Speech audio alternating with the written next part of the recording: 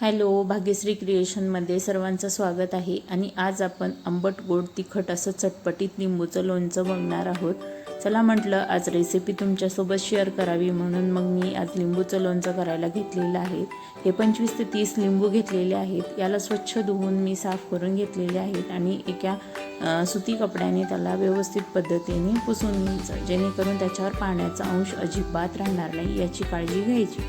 आणि हे जे लिंबू आहेत ना, हे 2 ते 4 फोडीमध्ये कट करून घ्यायचं आपल्या आवडीनुसार, तसंही काही नाही. आणि अशाच पद्धतीने मी सर्व लिंबू कट करून घेतलेले आहे. तुम्ही बघू शकताय, मी हे पहिल्यांदा 2 भागात कट केले आणि मग नंतर 2चे 4 भाग करून घेतलेले आहे. आणि यामध्ये सर्व मेहनतीचं आणि कष्टाचं काम असेल ते म्हणजे यामधले बिया काढून घ्यायच्या. जर लिंबूमध्ये बी राहिलं ना तर खूप म्हणजे लोणचं हे कडवट लागतं. त्यासाठी काळजीपूर्वक यामधले सर्व बी काढून घ्यायचे आहे. तुम्ही बघू शकता, अशाच पद्धतीने मी एका सुरीच्या साह्याने यामधले सर्व बी काढून घेतलेले आहे. थोडा वेळ लागतो, पण आपलं लिंबूचं लोणचं खूप छान होतं. अशा पद्धतीने मी लिंबूचे सर्व बी काढून घेतलेले आहे, तुम्ही बघू शकताय. आणि हे असे आपले लिंबूचे बी निघालेले आहेत. यामध्येही लिंबाचा रस राहिलेला आहे, त्याचाही आपण वापर पुढे करणारच आहोत. मी हे लिंबू एका मिक्सरच्या भांड्यामध्ये थोड्याशा फोडी घालून अशा ओबडधोबड पद्धतीने बारीक करून घेतलेले आहे. अगदीही बारीक करायचं नाही आणि अगदी मोठंही ठेवायचं नाही. मीडियम अशा याच्यामध्ये बारीक करून घ्यायचं आहे. हे थोडेसे मोठे आहेत, आपण थोडंसं अजून फिरून घेणार आहे. बघू शकता, अशा पद्धतीने आपण याची पेस्ट करून घेतलेली आहे.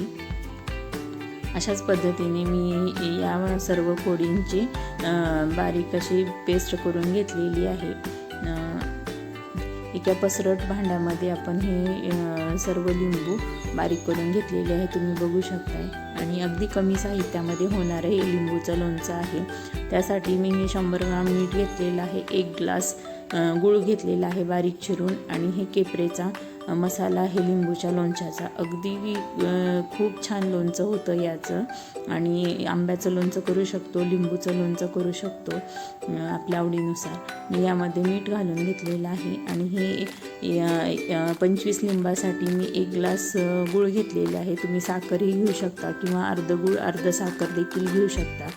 हा केपरेचा मसाला आहे. यामध्ये सर्व साहित्य आहेत, त्यामुळे एक्स्ट्रा असं काही घालण्याची काहीच गरज नाही.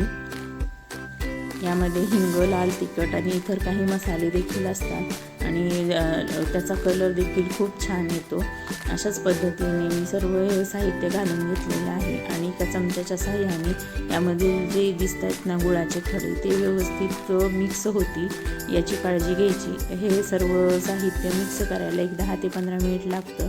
व्यवस्थित पद्धतीने आपण त्याला मिक्स करून घेणार आहोत. अशा पद्धतीने आपलं हे लिंबूचं लोणचं तयार झालेलं आहे. आणि यामधले सर्व गुळाचे खडे आहेत ना, ते देखील बारीक होऊन गेलेले आहेत.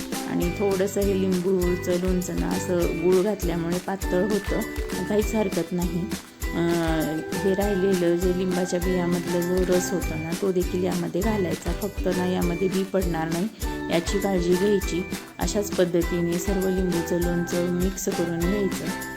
मिक्स झाल्यानंतर अशा पद्धतीने हे लिंबूचं लोणचं दिसेल. पण यामध्ये गूळ आणि साखर असल्यामुळे हे लोणचं थोडंसं पातळ होल्यासारखं वाटेल.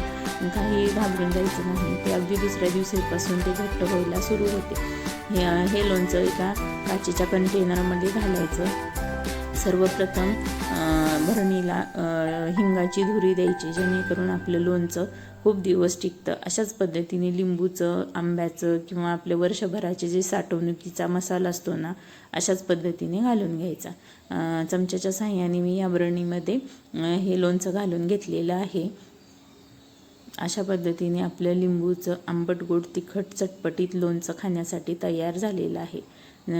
तुम्ही बघू शकताय. आणि व्यवस्थित पद्धतीने वर्षभर टिकेल याची खात्री मी देते. जर माझा व्हिडिओ तुम्हाला आवडला तर नक्कीच